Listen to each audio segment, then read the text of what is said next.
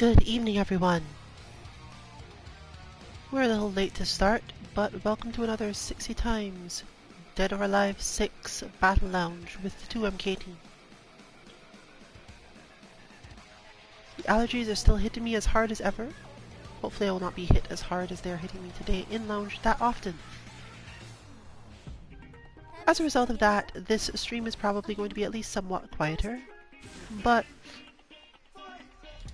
the hype of matches often increases my capacity to talk at least a little bit.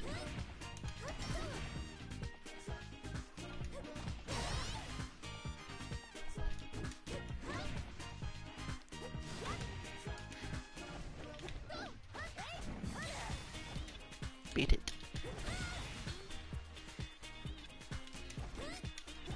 We are playing neutral on the beach as explicitly said before in probably whatever tweet we put up, but definitely the stream title.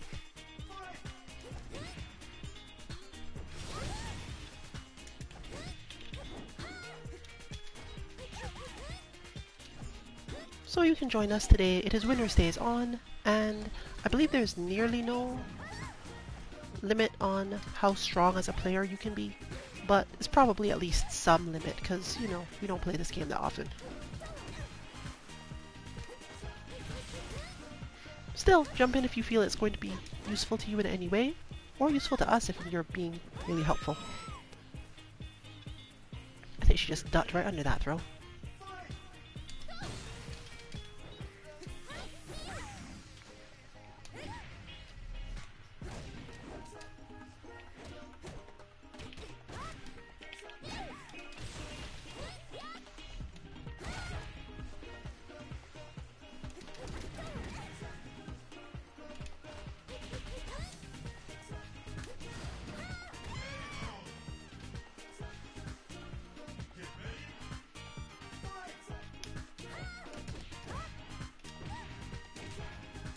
It may not look like it, but we play a lot of neutral, and we're playing neutral now. It just doesn't normally match it because the spacings that we're watching are actually so difficult to see if you're not familiar with the game already.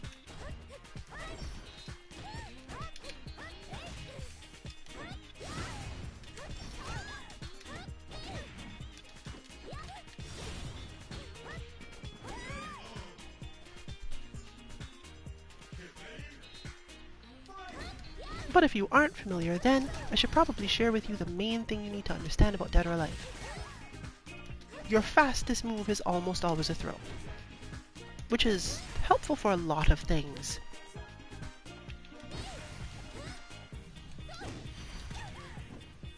Therefore, if you don't know what's going on, or you think your opponent has made a mistake but you can't tell how you should punish it, just throw them. Until you're better at the game and can measure all of the distances. If they're in close range, just throw them. And your character often has a lot of different throws, some of which can extend forward quite far. Being able to use this means you can whiff punish a lot more things than you might expect, and get out of many more situations.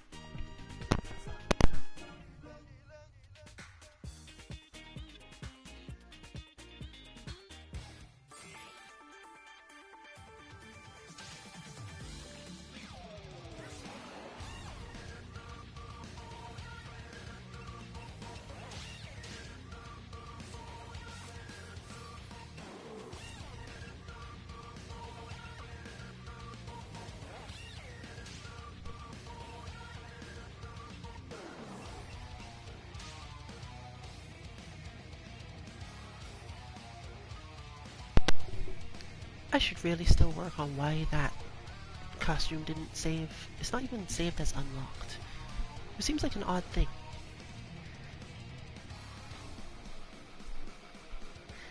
This is our EU lounge, as possibly evidenced by the good evening, while it being that time that it is in the eastern US.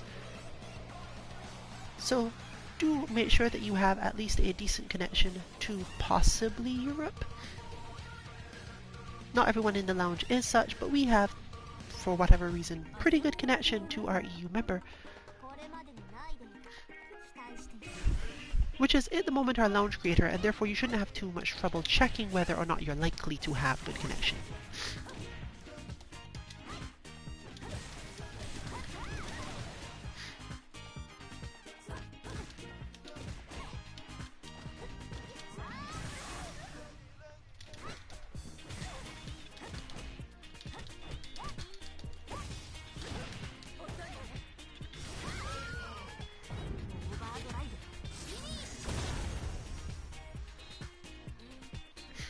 If you're anywhere on the rim of the Atlantic Ocean, you can probably count on something.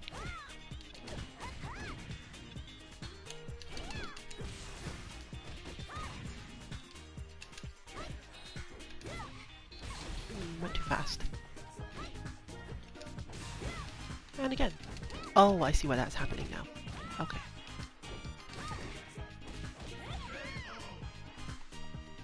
Another important point in this game is that when you do go to throw, and this is the main thing that makes your life harder in the using throws for this purpose, you must use a crouching throw for crouching opponents. So if your opponent is trying to outmatch you or outspace you in some way, you may not be able to do exactly what you expect or want.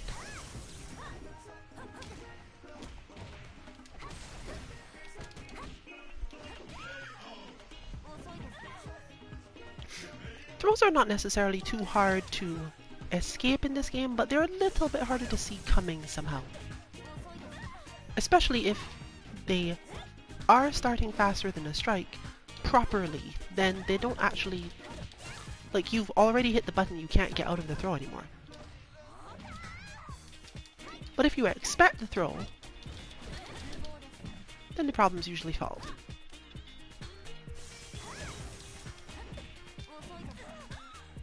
That situation, for example, is one that should be mostly familiar to those who fight against Diego and Nico.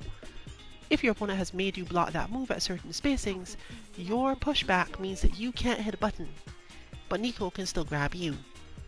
Your best bet being to get out of the way in some manner, or because you're only in guard break and not actually, like, you haven't whiffed anything, you're not in recovery per se, and so on, you get to just tech the throw.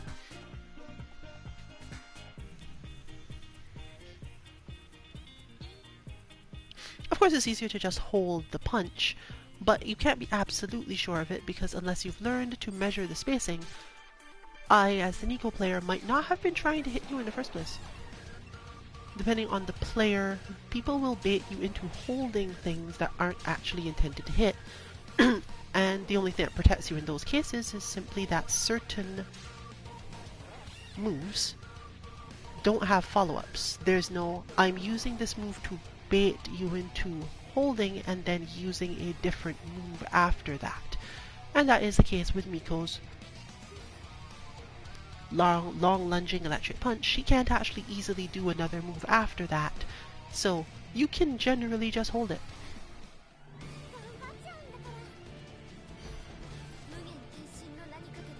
I think I know this person. Right, the whiff punishing Honoko. Fortunately for me, this player has, I can't call it a weakness, but a way to make this not so quite so annoying, stressful to someone with less skill. Now, that's not to say I'm even going to land a hit on them, but you must understand that their goal here and ability is heavily based around defense and whiff punishing. As you can see, my opponent hasn't actually landed any attacks per se. They can do it, as just demonstrated. Round start is a good time to do that. But it's not their standard as far as I know.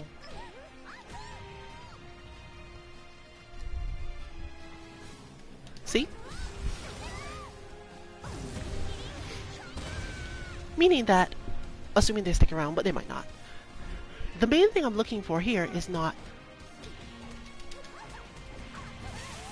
how do I win, but how do I prevent myself from falling into a specific failure point. So let's get them off me for a little bit at least, and then start to rethink this one. Your offense has to be quite good for this to work, because your opponent will back off so much that it's too difficult to do main things that you'd want to do otherwise. You can, however, do the exact same thing I was mentioning before. In fact, they're the perfect example of what I was saying in every sense. Use moves that you are not intending to hit with, and that you are intending to bait your opponent into attempting a whiff punish that will fail. Why exactly this whiff punish will fail is up to you. And it's not the sort of thing you can work on against a bot, so it's quite hard. A bot does not respond by trying to whiff punish you. We can get bots that get close to something like this, but the timing alone would probably prevent this from being helpful. The other good thing is, I don't think it matters what character they're playing, though Janli and Honoka are particularly good at the thing in question. So, Ayane is probably not as strong at this as many characters. While she does have lots of ways to move, she tends to take relatively long to recover after each of these somewhat tricky approaches. However, if you know enough different approaches with Ayane, it's not usually so bad, and it becomes very stage dependent. This stage, for example, isn't so great for it, but against Janli it'll work better than against Honoka. So let's think straight up. Point one is, this opponent is not going to attack you if there's enough space between you to begin with that it matters. Once you're close, you'll definitely get punched, but that's a matter of understanding holds and so on. You could just block a lot of that, as just demonstrated. But when you are further apart, your goal is to figure out, how can I get to a spot that my opponent will not hit, or cannot hit, as just demonstrated, but not specifically end up forcing them to block either. Because their defense is so strong that you can't straight up attack them, like basically at all. You can space yourself so that they miss things, and if you're familiar enough, you'll know where this is and be able to counter-strike them yourself. But overall, that's not what you're thinking about. As soon as you move into their range that they could just regularly hit you, you're going to get hit, as just demonstrated. There's just explosive death. So, your question is, what can I do that will not put me in the point where I can just be whiff punished to death? We have been having that problem with stuff lately.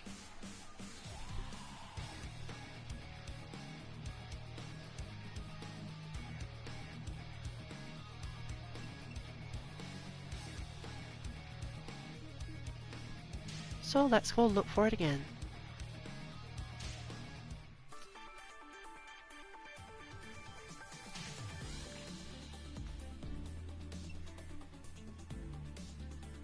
Oh, it didn't collapse. Maybe just for me?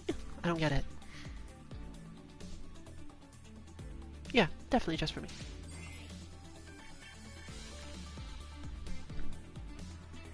You lied to me. Lobby did not disband at all. Am I not getting to watch this one? That would be unfortunate, but it does happen. But it says preparing. Hopefully we're not going to have that level of connection problem that I'm not able to continue with the stream part today, but it's possible that this will end up ending as a stream for that reason. Because normally by now it's supposed to show me something else. This will have to do. So in the meantime, I guess I'll just babble about the same thing since we can't see the match. Let's predict what the match is going to be. It doesn't really matter what character Rosario is playing, because we're looking from the perspective of Rosario can do the same thing with every character, and is unlikely to choose any character, at least I would assume so, where that's going to be a problem. Of course, challenging yourself is one way, and it does definitely come up when you're facing off against a character like Helena. But Helena doesn't actually have many tools for the thing we were mentioning before. She's not terribly good at, I'm now going to get into your space and be ready to whiff punish your whiff punish, or even keep on coming forward with a slight delay. That's Kasumi's strength. Kasumi can get close to you, start an attack, and she takes so long before she has to do the next strike of this attack that she can let someone else swing out an attack at her and then continue. Ayane has similar capacities, but they tend to lead to much less damage, and she does have less variety with them. Helena lacks most of these things. But what she gets in exchange, you could say, is that in her low stance, she can not only approach, but she can move under and around certain other attacks even more. It can be played basically the same way on both sides.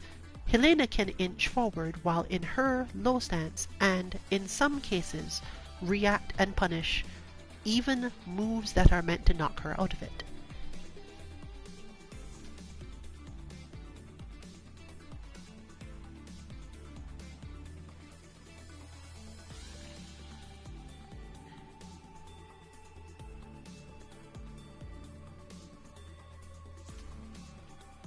I hope that the connection to most of us is okay.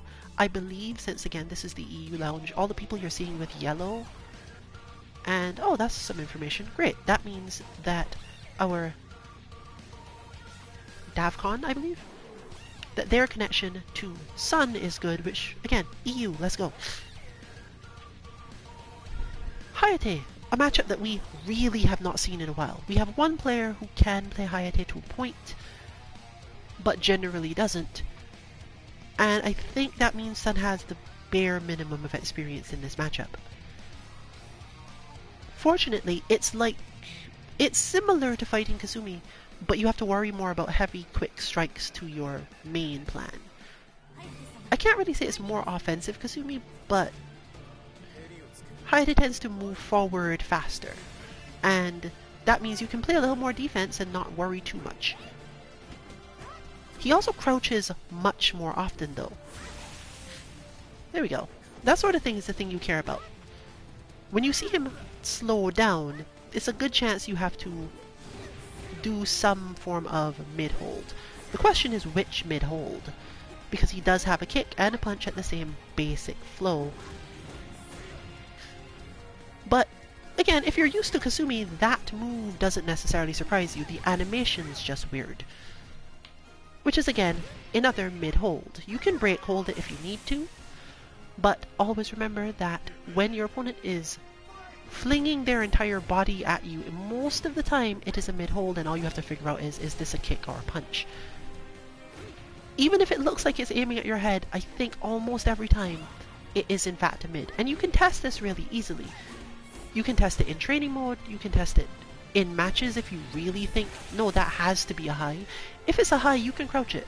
It does not matter most of the time. Even if you just take the hit to see, is the first hit of this a high? Do I only get hit by the second hit? Still worth it. If you really think this is going to be a problem, and your opponent is far enough away that you expect the move to come, just crouch. Because in this game, highs will simply not hit crouching people at all. And this is usually your way of figuring this out, because it's the quickest way to get the information. There is a mild delay on crouching timing, but not enough so that if you see such a move coming at all that you need to worry about it. If you see your opponent launch into the air, crouch, sit.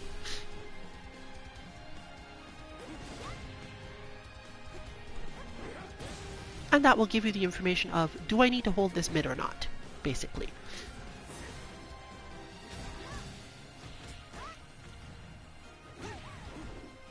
Since this character isn't in the base game that you get for free, we haven't built up any bot based on this yet, but we have other bots that have similar concepts, and therefore you won't have to worry about it as much. What you see Sun doing here is pretty useful. Because he can fake that punch, you use an advancing quick punch to take up the space that he's about to be in and then hold. Of course, this doesn't always work because if you react to the punch too slowly yourself, you won't get the option. You'll end up standing up too long. Fortunately, you can just sidestep that move as well. It's just that the timing is just as hard either way. You are still trying to sidestep at a specific moment in flow.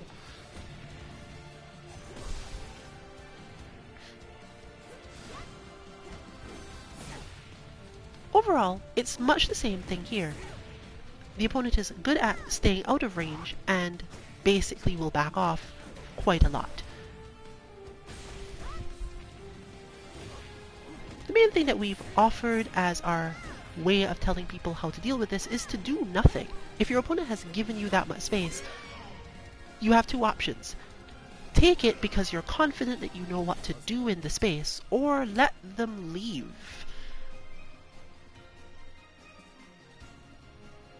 Or simply take just enough space, never actually go for anything too complicated, never actually attack. People will eventually walk themselves to the corner, and those that don't are probably going to give you something else to think about at some point.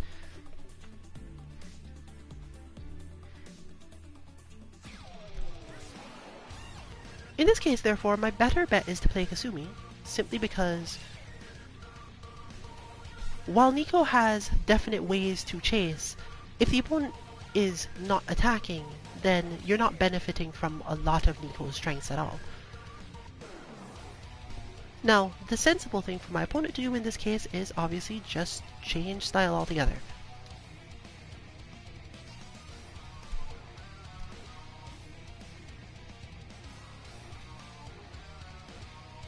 Now, I don't specifically want to try to hold this overhead or the other punch, but it is the equivalent of bot training, which is a mindset I can quickly put myself into.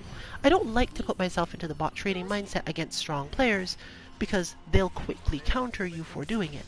But if you're having no success before then, you might as well. Perfect space, okay. Right, the low that comes after that. Here we go.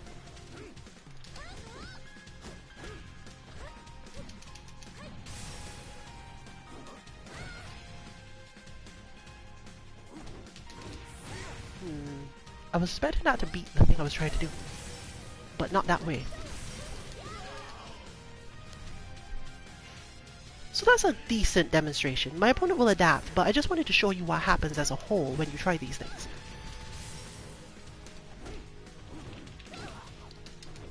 Missed it. And I don't even know what that was. At that range, I feel the move is less recoverable, less reactable.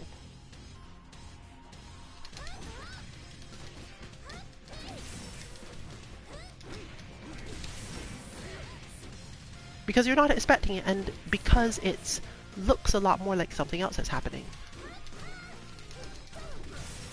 You can't be sure. See?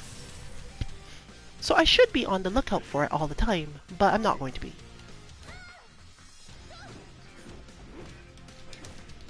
But I am going to use those sorts of things to get the other advantage I was talking about.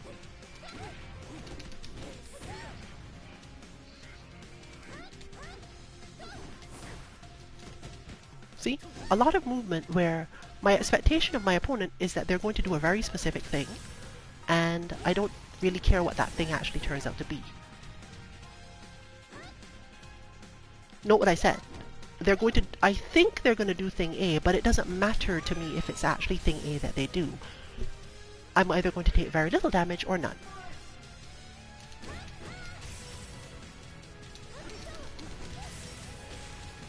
Note the crouching, as mentioned before, the problem that comes up because he will crouch so much.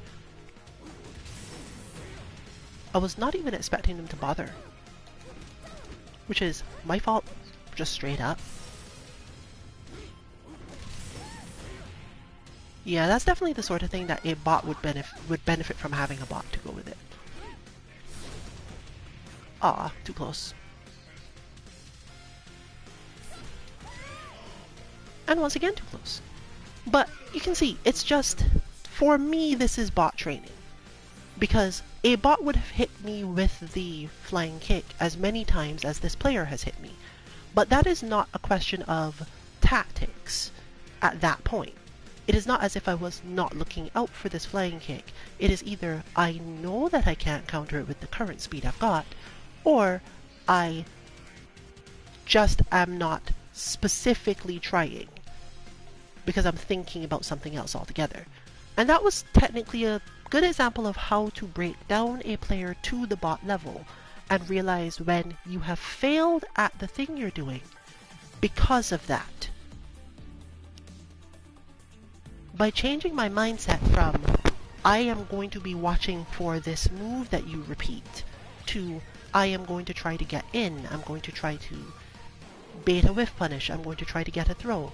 None of those things are things that are worth doing against the bot, because once you are in that situation, the bot does not care. The entire purpose of a bot is to teach you how to handle a thing that is hurting you, either because you are failing an offense point that you must practice, and the bot is therefore built to prevent that offense, or you are failing a defense point and you're simply using the bot to learn how to deal with it while under the stress of looking for other things.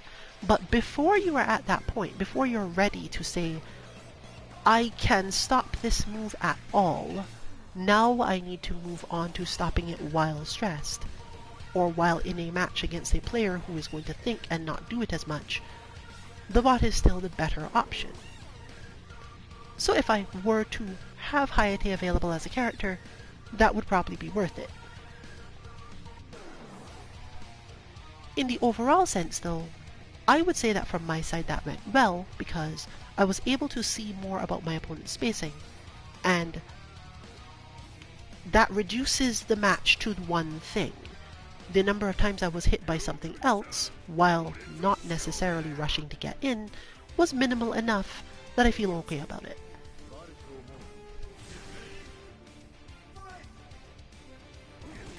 See?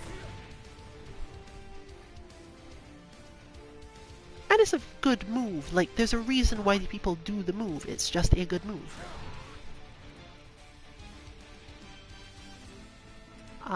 Did I end up having to go AFK or something? Unfortunate.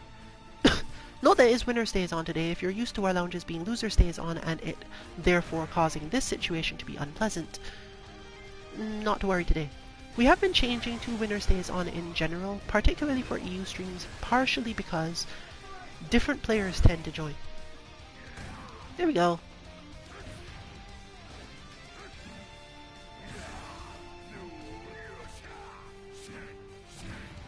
Huh. I knew he could do that, but I did not think he actually got anything after it. Well, anything immediately. So I'm not really sure that was not defendable.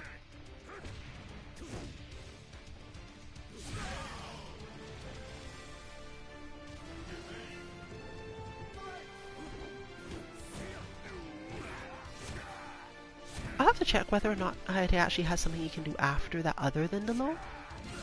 I've never checked into that. But that's easy enough to deal with by simply having the second part of the practice. Treat as a bot, learn to hold the low, which is technically easier since you don't have to care as much. And once you've done so, then great. Eventually, your opponent will either stop doing it if you manage to hold it every time, keep doing it because it works about half the time, or display and make you understand that there is another option, which is much more common at the level of player we seem to be facing.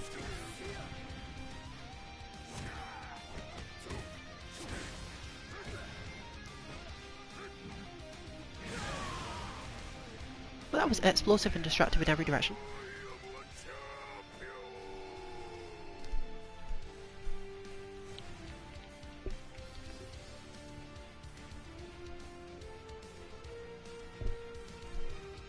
I have totally lost track of whose turn it is now, but as far as I know, I was the match before this, so... Okay, yeah. Our late start means we will be running the stream a little longer than usual, because usually our goal is to have an hour-ish long video for YouTube, because that's just about the right amount of time for even when we are rewatching them later just to practice or remember stuff, that's about the attention span most people should have for this sort of thing in terms of just listening to me talk. Because if you were just watching matches, which is why I don't necessarily rush to make our silent streams,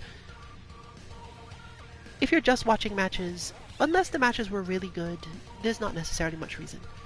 Still, it does help the team sometimes to be able to review even silent matches because they'll remember that there was nothing said, which is helpful.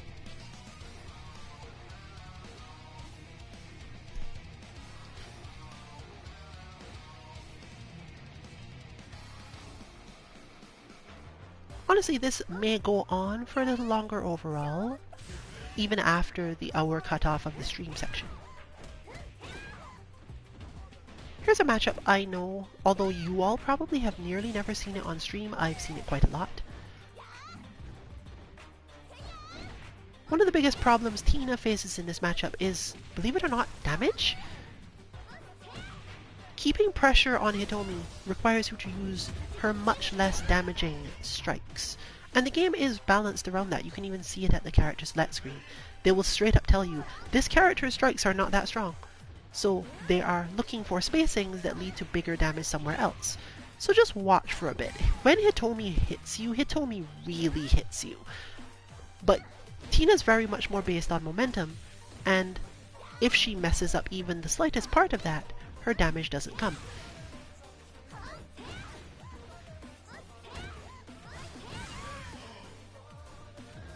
I think they did it too fast.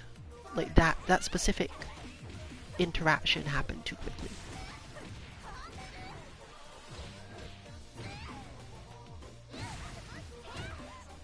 Of course, the good part is if you do keep it up enough and know exactly the range you should use for your wake up and which wake up option you want to set up, you're usually better off than the Hitomi player, simply because while Hitomi has good holds, Tina has so many ways to get to the position she wants from nearly every attack she has that you can't be sure that she will do a high kick, a medium kick, mid punch, low punch. One of those characters that just has so many options in that space that she doesn't have to care about it. With the downside being, as mentioned before, do any of them really hurt? Not really.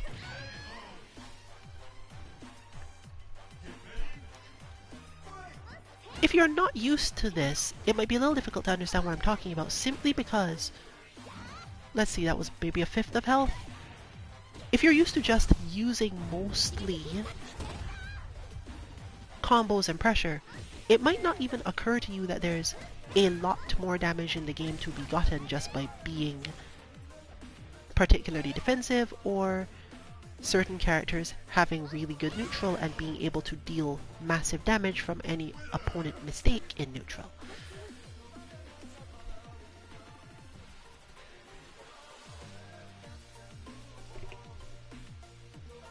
Because it's not totally common that a lot of characters get both things.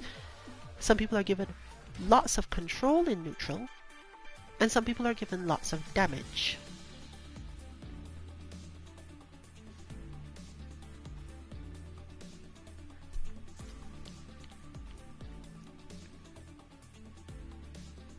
Well, this is Wi-Fi or not, that's decent connection to me, so hopefully decent connection to Zarin. She's also familiar with that matchup, but it looks like they're heading out and we're back to Rosario, so I'll possibly get to talk about the thing I mentioned before, because I doubt she's changing from Helena. And yeah, it looks like we might have a Honoka again. Yes. So, while Simon is familiar with this matchup, she's familiar with it from the perspective of someone who focuses around the mid-range game, perfectly spaced offensive strikes, and good defense whenever outside of that. This leads to a very methodical playstyle from Omni Rabbit, where you don't want to strike at Omni because you will get countered, which means you have to let Omni walk up to you a lot of the time, unless your character has really long ranges, which then means that Omni gets to hit max range offensive buttons, and you have to deal with them. So far, that's not what I've seen here, but it might shift. We know there's some definite pressure, which should mostly just be blocked, and the lack of methodology for approaching. But again, the main thing Helena needs in this matchup, especially once they're far apart, is to use her low stance. Because getting this close will just lead to this scenario. Like, the whole interaction here went poorly. But until you go into that low stance, you don't have a way in, basically at all. You're just going to get punched like this. So this is basically fighting this matchup at the moment against this particular player completely incorrectly. Because the closer you are, the more likely you are to be caught in high skill Honoka stuff. But that is a good example as well. You don't necessarily have to use the low stance. The low approaches tend to have similar effects.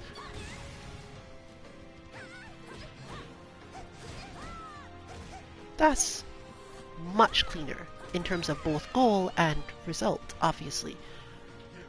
Honoka needs a lot of mid-range stuff, and her lows aren't terribly great. So simply by adding the low approach, you get other options of other types, and the flow of the match gets better. That back throw was probably not intentional in the first place, so that's unfortunate, but here we are. But you'll notice that this situation is one where Helena has, at least from the previous successes, built up enough meter that she could bust out of this at any time with super or go for break blows to put the opponent in the corner, and so on. Now, the question is, did our Helena not do that because she was expecting to get out of the scenario otherwise, or simply didn't care and wanted more practice of a different type? I'm not really sure, given that it was 2-to-1 at the time. Might just have been thinking, okay, maybe this will work, or just learning more close range Honoka stuff, since Omni doesn't necessarily use as much of it simply because Honoka is not terribly hard to hold. She's just very quick with her strikes, so you have to actually learn the strings instead of simply hold and guess, or hold and she'll move on to the next hit in the string faster than you can necessarily recognize.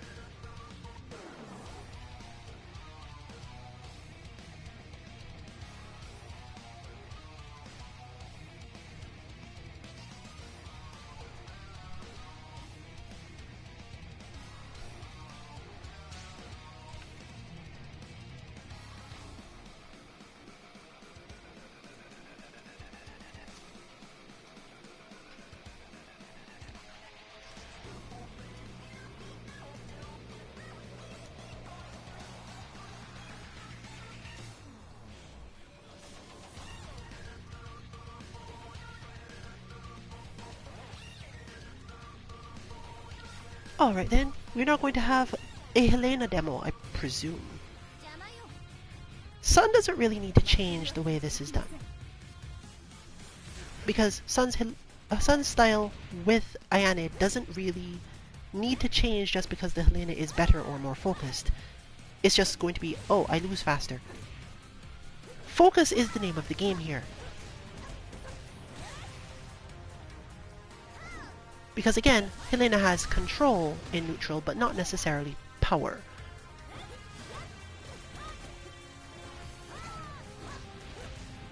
See? It's not that she's doing no damage, it's that for the amount of hits she's doing, if you thought of it purely in terms of hits and not damage, you'd think this was an overwhelming situation. But if you watch the damage, it's not overwhelming at all. A lot of those low and swinging upward style moves tend to give Helena a lot of trouble for various reasons. partially that one. You can do low and then not swing upward at all. She's also a relatively easy character to block, and once you've blocked her enough, the problem sorta goes away. Hit confirms are also super hard here, as Helena tends to strike in places where once she has done this, you don't necessarily get the same effect. You have to basically be ready all the time. If anything, the only thing that's falling or faltering here is the first thing we talked about. Once the distance between the two characters has increased enough, you have to remember that Rosario's goal is to whiff punish you, and take advantage of that as much as possible. Sun is good at that flow, because it's like really common in all of the games we play to have an opponent who basically just backs off and then strikes you. But note that we're not talking about that here. We're talking about someone who is confident enough that they don't have to generally explicitly back off. They just recognize, I have been put into this situation of being far away, and I am not necessarily willing to or good at approaching from here, so I'm just not going to do it. I will take the risk of you coming to me, because I am good at dealing with that. And it works. It just straight works a lot of the time, and leads to, in this case, quite an interesting match overall.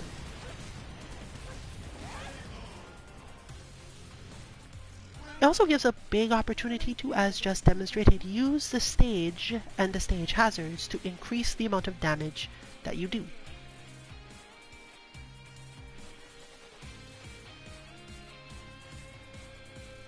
So even a character who has relatively low damage still gets some options for, I have used my control to get more damage.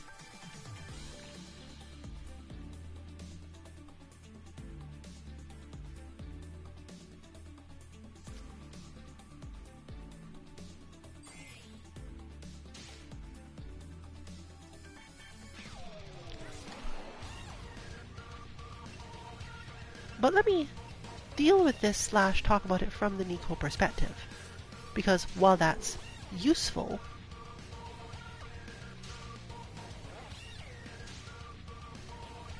is this a counter pick? I don't think I can count this as a counter pick. It might be a counter pick against me because the thing I need to do in this scenario is harder, and I'm probably not practiced at it, but I'm figuring I have no way of knowing that explicitly. So it might be that a lot of other Nico players at my level play her the same way, and it's a counterpick to that.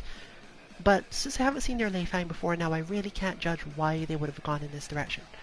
Either way, Nico's buttons are stubby, and being able to just control a wide space in front of you as Lei Fang, without having to worry as much about her, like, charging attacks, is a good thing at minimum. I would need to be able to do a lot of holds here. Where Lei Fang falls short is the same place that other characters tend to. She doesn't have a lot of really great ways of opening me up that do damage on top of it. Ooh, that was a hold off. That was a hold and a half. I did not need to finish that combo. Why did I finish it? But we're seeing the same thing, yes, some backing off, and I now therefore must move to the correct space for making sure that I can hold things if I need to hold them. Like that. To stay too close though.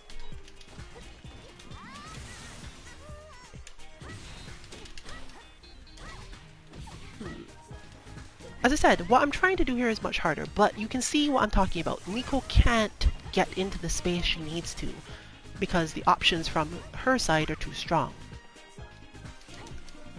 I have a move for this, but I never remember what it is. It's not a good move, it's just a move to add to the mental stack of the opponent. No, that's not it. That's probably not it, but I can't be sure because I didn't get to finish it enough. Oh, no, that was it. That was in fact it. Like I said, it's not a good move. It's not a move where you think to yourself, this is a plan, I should be using this plan. It's a thing to put in a good space and figure out whether or not you want to keep doing it or not. The problem that I have now is that I don't know what to do from there.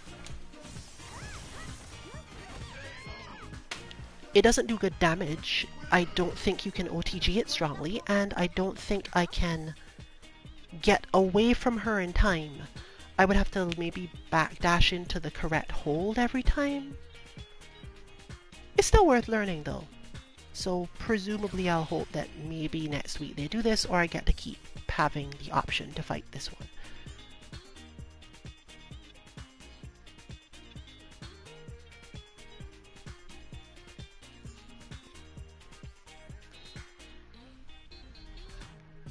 If you're watching and thinking that looked spammy, think about it the other way.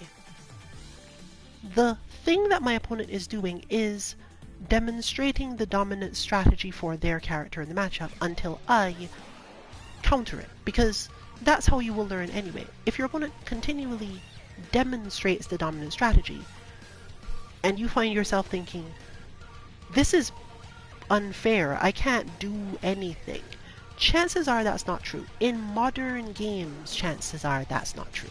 You can do something, you just don't know what the something is. And it may not be perfect, it may not be good, it might not be what you're used to, and as just demonstrated, you may have no idea what to combo off it at all. But that does not change the fact that your opponent is using the correct dominant strategy. If they are getting into the position they need to, then you don't get to say that. Even when the problem is pressure, you could say simply that your opponent being able to continue pressure is a sign that there should be some defense to this pressure, and you just aren't good enough at it or don't know it. And a lot of the time it's that you don't know it. Pressure has gaps, and in order to learn what those gaps are, you have to go through a very unpleasant process a lot of the time. That's what training mode is primarily for in modern games though. And this is why we don't even necessarily have bots for those things, because usually there's a slot in a bot for you to use. In this game not so much, but in this game it doesn't matter because the bots don't actually save, even between matches. So if you've decided to commit to bot training for the day, that's all you can do. It does offer the helpful thing that if you recently, after this, for example, realized, I don't know how to stop that pressure string, I should go figure out what it is, because you can just save the replay, and enter that pressure string to see if I can find any gaps in it. You'll probably be very surprised, because it's not always even that the strongest attack is the one you want. Often you want to use a move that changes your character's physical profile, particularly in 3D games. You would like to duck under something, possibly hop over something. Sometimes just sidestep when you didn't think there was a gap for sidestepping. Happens fairly often.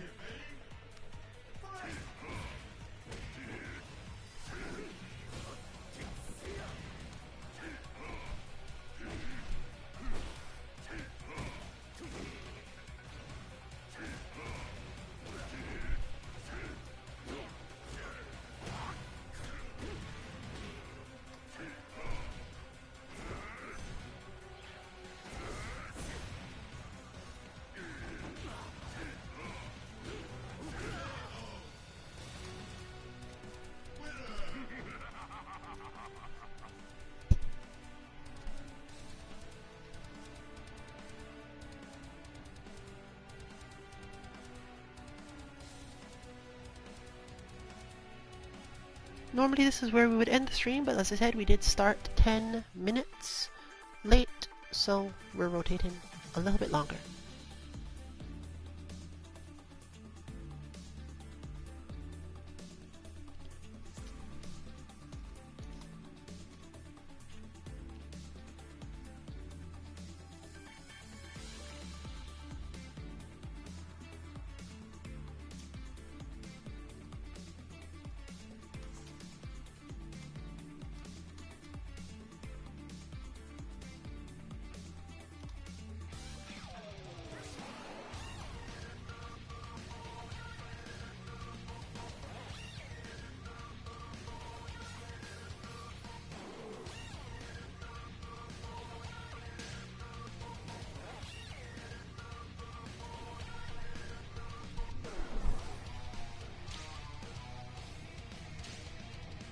The difference between a dominant strategy and a frustrating strategy that your opponent doesn't understand is a very gray area in a lot of games. But we will try our best to provide options to make it clearer, since this is one of those things I specialize in understanding. The difference between a dominant strategy is when you are thinking your opponent can prevent you from doing what you want, even if you are completely left to your own devices and put on offense. A frustrating strategy might not be good, but you still don't necessarily know how to counter it.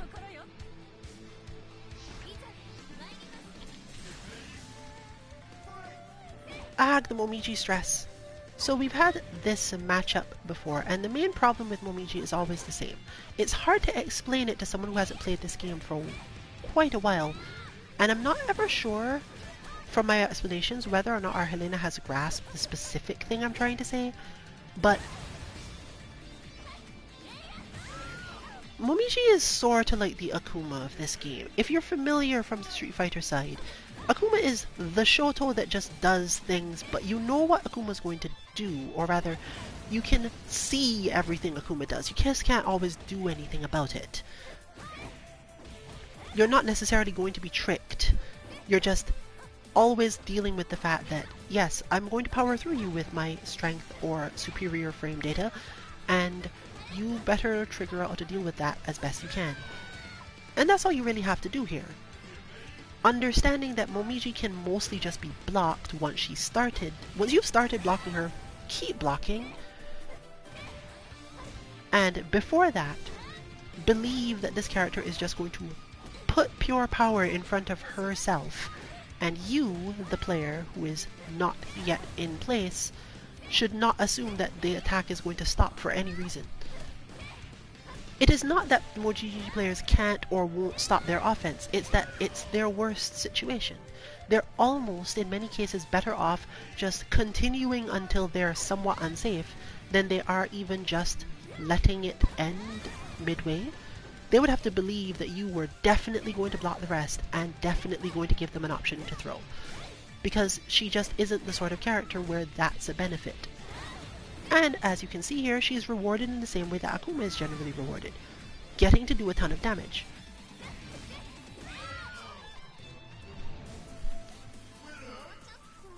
Just by comparison to the characters you got to see before, the amount of damage that she can do from just, I have poked you, to keep going, is based on the fact that she is relatively visually predictable, she is relatively slower, in terms of being able to hold her moves especially, and you can just block your way through a ton of things. Unfortunately, if this matchup does end up being Momiji versus Ayane, it's a little bit harder because they're both that type of character to a point, and those moments where Ayane isn't the same are not necessarily helpful. That told me nothing, but it looks like they're out for now.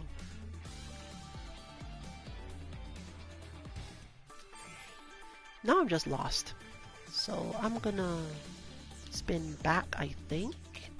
No, not leaving the lobby. There we go.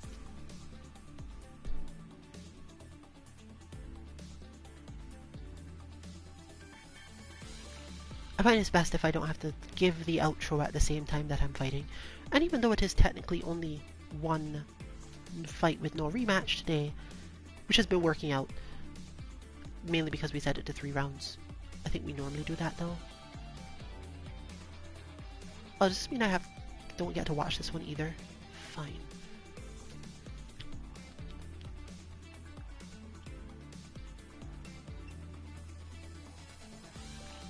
I was supposed to turn that to spectate and not fall out altogether. I guess the outro therefore comes a little early, since there's not likely to be anything to see before I reach that end. The upcoming week will probably be much the same in terms of our content. Last week we basically had what should have been our last Absolver stream. We're not likely to have an Absolver stream tomorrow. We might be running around in Absolver at the same times anyway, but we are unlikely to have stream content for it. There's a decent chance that we will still have this evening's, i.e. EU 7:30 SixyTimes NA Battle Lounge. So if you're interested in this game and happen to be watching despite this being the EU stream, feel free to hop on then. Next week we'll begin as usual with another mishmashing Street Fighter V Battle Lounge, or mix and mash depending on who's available. We did have a shift this week.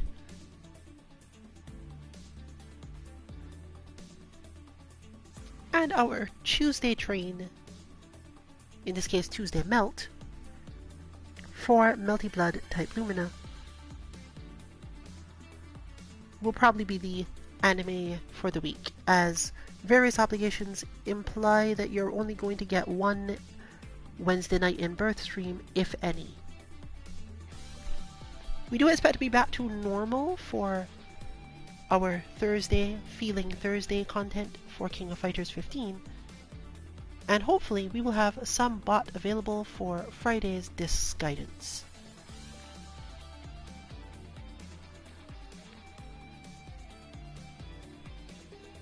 Bring us back around to another Saturday SixyTimes Lounge in Dead or Alive 6. You can find all of our bots at our website 2-mk.org, and any information about whether or not we will be skipping a stream or similar will be on our Twitter 2_mk_FGC. But I think we're going to bring it off here, and therefore this has been Rillian for Team 2MK. Good luck with your training and good night, everyone.